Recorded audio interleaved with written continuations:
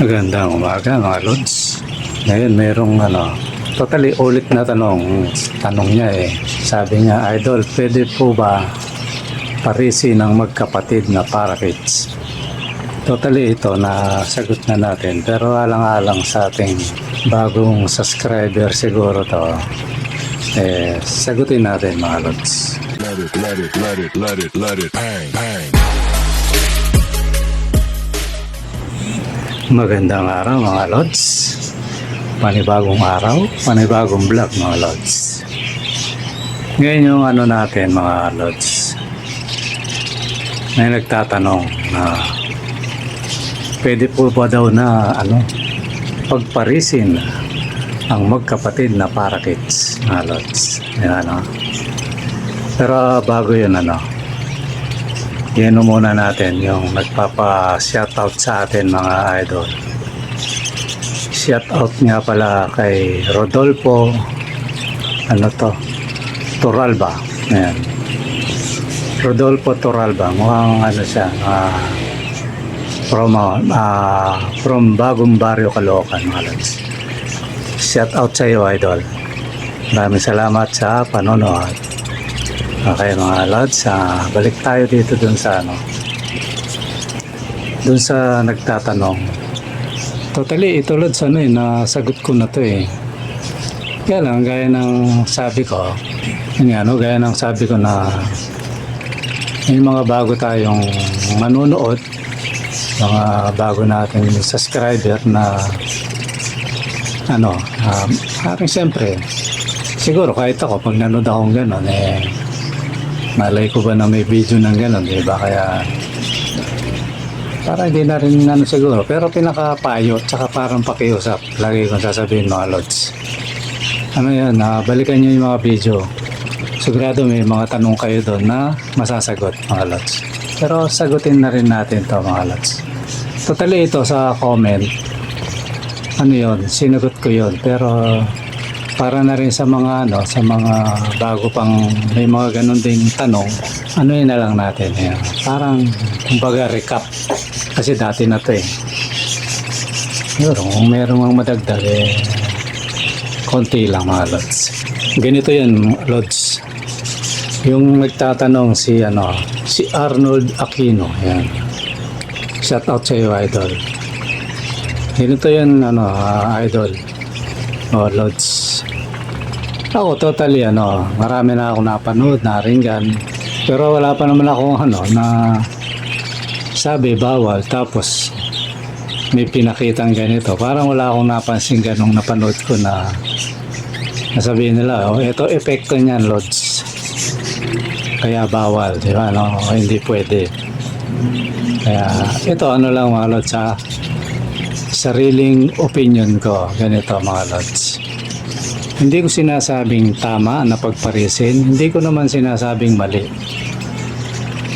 di ba mga Lods? So may video akong ginawa dyan patungkol dyan mahaba nga yan pero sagutin natin ulit.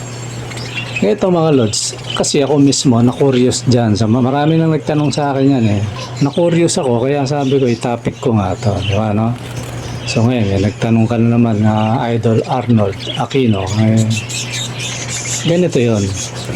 Nung ako na-curious, magkukwento na lang ako, ganito yon. Nung ako na-curious dyan sa mga ganyan, nag-try akong sabi ko subukin ko magparis ng magkapatid.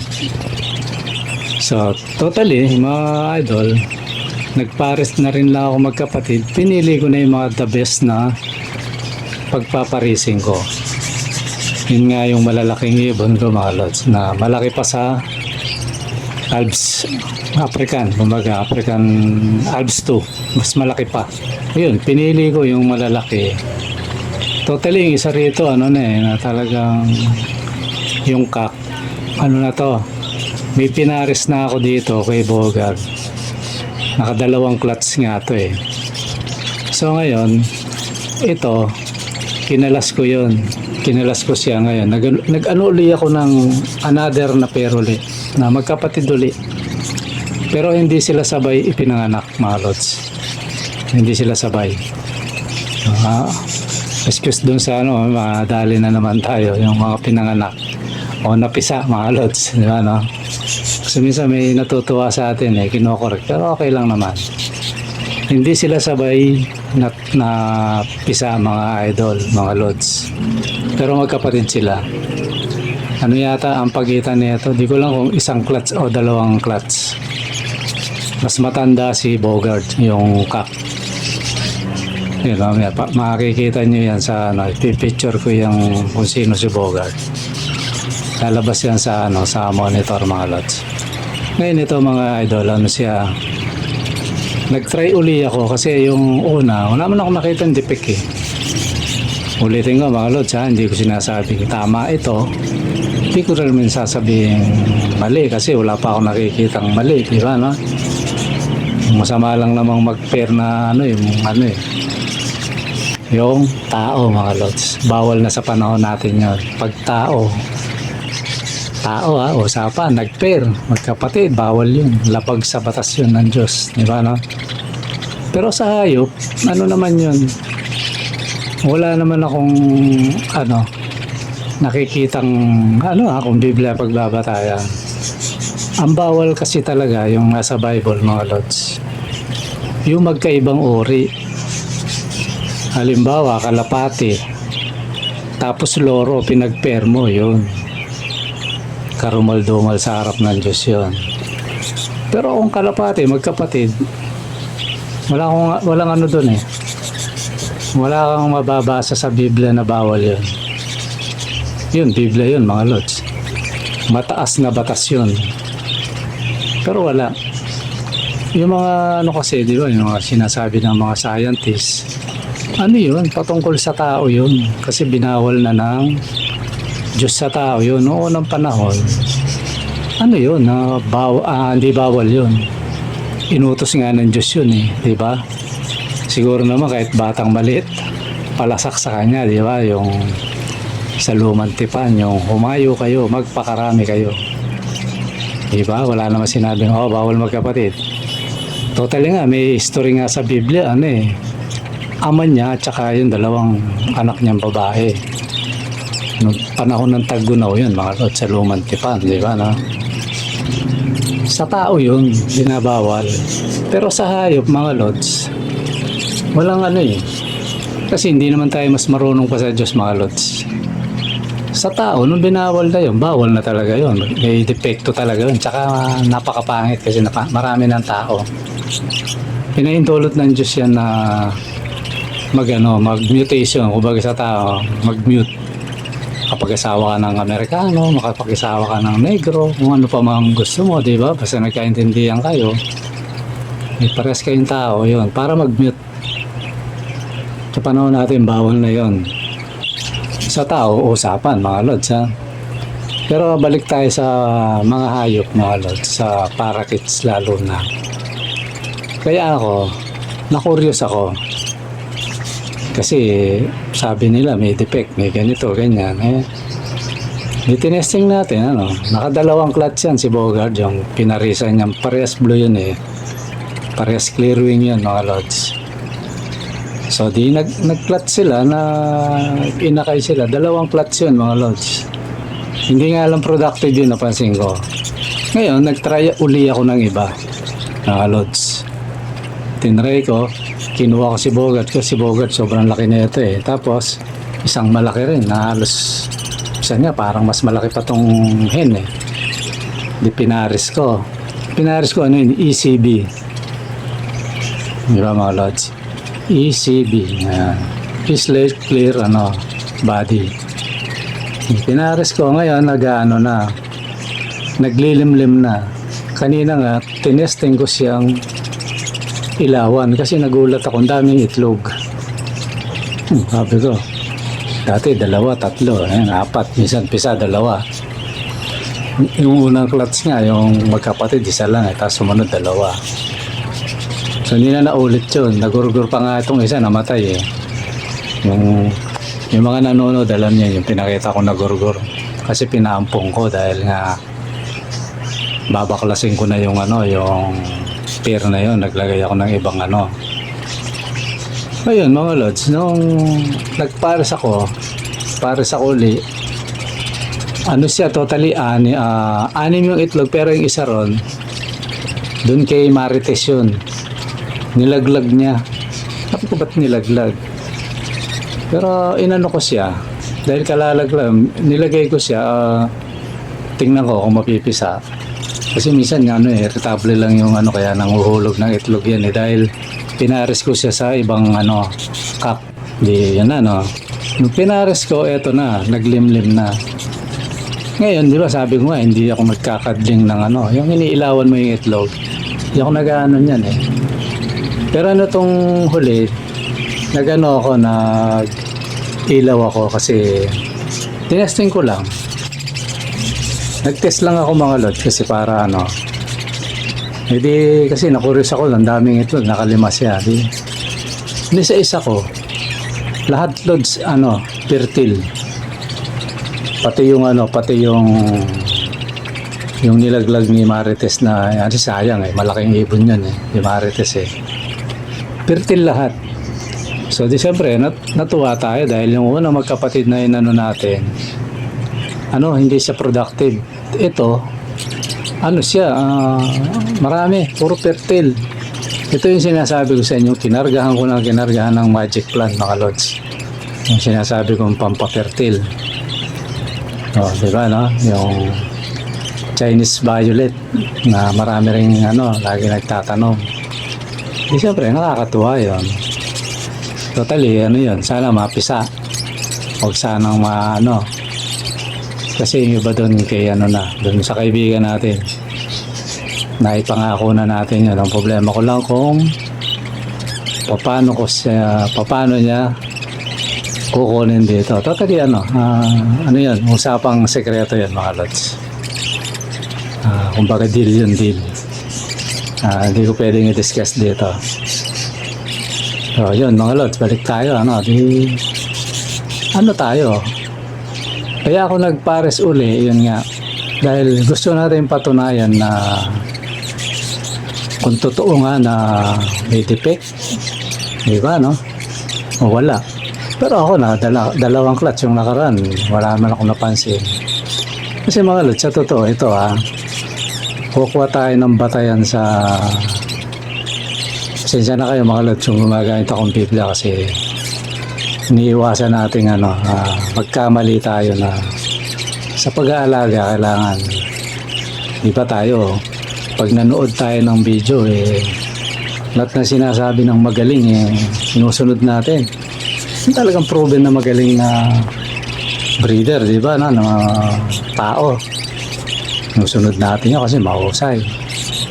Ako mga lods, may panuntunan din ako siyempre. Una-una kong sinusunod, Biblia. Baka mamaya, sa pag-aalaga natin, hindi natin alam, nagkakasala tayo. Mali yun, mga lods. Kaya siyempre, susunod ako. Pero sa Biblia, wala akong nababasa. Ang magkapatid na hayop, pag-asawahin bawal. Walang ganun, mga lods. Subukin nyo magbasa ng Biblia, mga lods. Pag may nabasa kayo, send nyo sa akin, mga lods. Sa hayop, mga lods, ha? Kasi tandaan nyo mga lods, ito, ulitin ko ulit. Nag-alaga ka ng manok. Walang batas ang Biblia doon na bawal pagparisin ng magkapatid. Kasi pang konsumo yan mga lods. Nilalang ng Diyos yan para pagkain nating mga tao. Kahit ano pa yan, umisip ka ng konsumo ng mga hayop, baka, kahit ano. Walang batas na ganun. Di ba mga lods? Ngayon, baka naman sabihin na, ito hindi natin kinakain. Sino may sabi sa'yo, lods? Pwedeng kainin yan. Kaya lang, ayaw lang natin kainin. Kasi sa Pampanga nga, yung ibong bahay lang. Kasi sa Mangga. Shoutout sa'yo, mga taga-amin. Mga taga-Pampanga, yung mga nanonood dyan. Pag gabi yan, iniilawan yan para lang dinadampot mo unti-unti kasi mga mangga sa amin mga lods nakahiga, iwas bagyo, dinadampot yun, inaano ng mga sa amin, inaadobo yun. Di ba pinupulutan ng mga manginginom, O, mas maliit sa parakeet yun, Lods. Di hamak na siguro 3 doble yung katawan ng parakeets doon. O, kinakain, di ba, no? E di konsumo siya, pwede. Wala namang pinagbabawal na huwag kainin yan, eh. O, di ba? O, di ibig sabihin, para sa tao kasi lahat yan, mga Lods, eh. So, kung ako yung tatanungin nyo, kasi, mga Lods, may ano ako, eh. Ibig sabihin, may batayan tayo, eh. Wala kang mababasang ganun na, ano, na bawal. Siguro yung iba, ano lang. Ang masasabi ko dyan, mga Lods, Arnold Aquino, ano, ganito yon.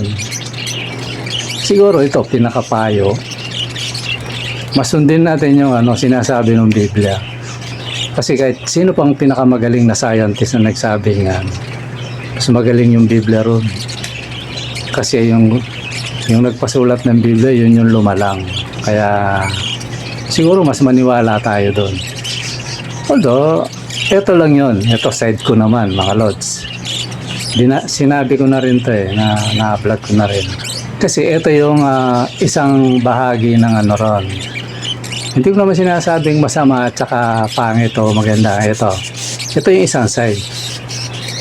Ang problema lang kasi sa magkapatid, ito, gusto mo kumuha ako ng ano, ito halimbawa lang mga idol halimbawa lang. O, sa tao tayo halimbawa.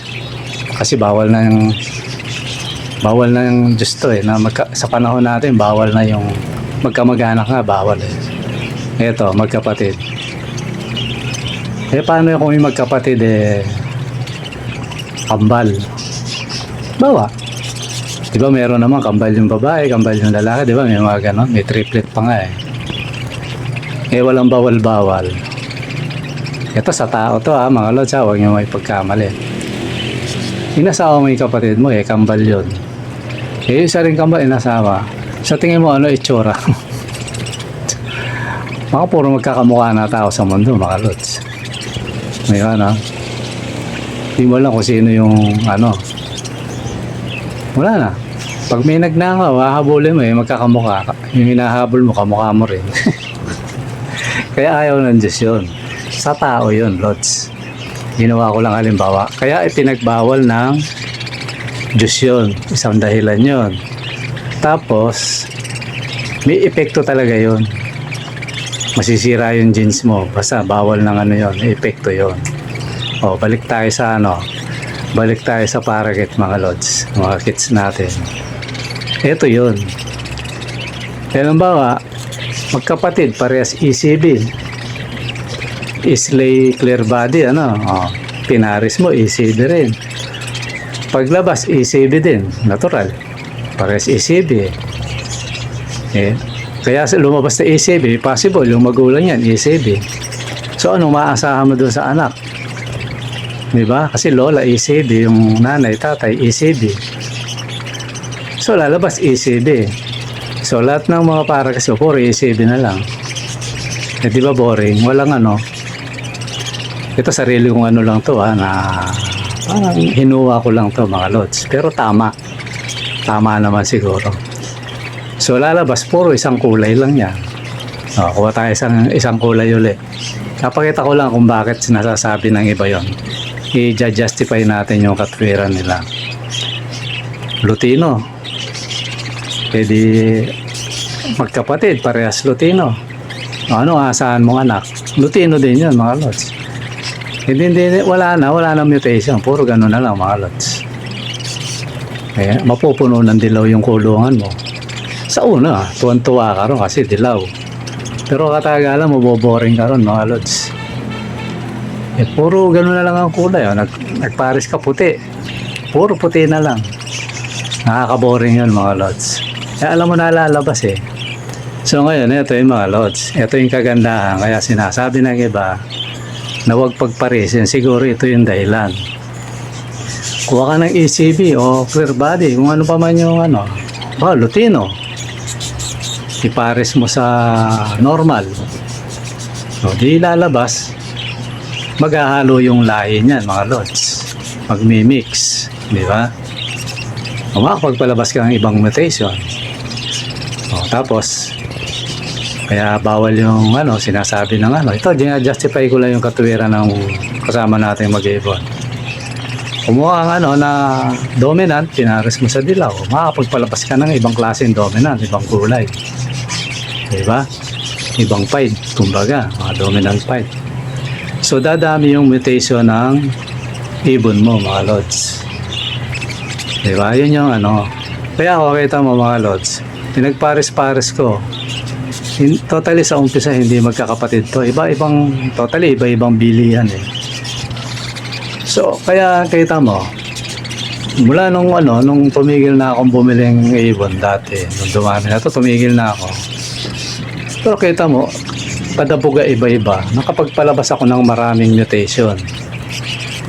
Tapos magugulat ka pa, pares, iba-iba yung mutation na nilalabas. Kasi kinuha ko to sa iba't ibang tao, sa iba't ibang pet shop, malalayo mga lods. So kaya ang ganda nung labas ng ibon ko. Kaya nga si Commander, nagtataka siya bakit nagbubuga ng ganon. So ako rin, nalinawan nung bandang huli.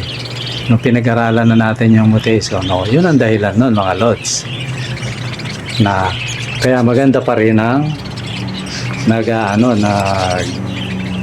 nagpaparis ng hindi magkapatid. Kasi yung mutation ng ibon mo, dadami. Makakapagpalabas ka ng maraming mutation. Ayan yun mga lods. Pero sa tanong mo, idol, dito na umikot yung natin. Sa tanong mo, di ba? Sinagot kita sa sa tanong mo. Kung wala ka nang maparisan, pwede naman yun mga lods. Ayan, gagawa mo, wala kang mapagparisan eh. Diba, yun lang talaga pwede yun, hindi ka naman nagkakasala ron. Tsaka ibon mo yan lods. Tsaka ako mismo, wala pa naman ako nakitang yung sinasabi nilang depekto. Mga mamaya, merong nagka-depekto, hindi doon sa mga yun. Baka sa nest box yun, maaaring na-split leg kasi dahil yung sitwasyon ng ibon, maaaring ganun yun mga lods. Kaya ako ngayon, napaparas ako, talagang challenge ko yung sarili ko hindi yung ibang tao. Sa sarili ko, hanggang ngayon, hindi pa ako tapos.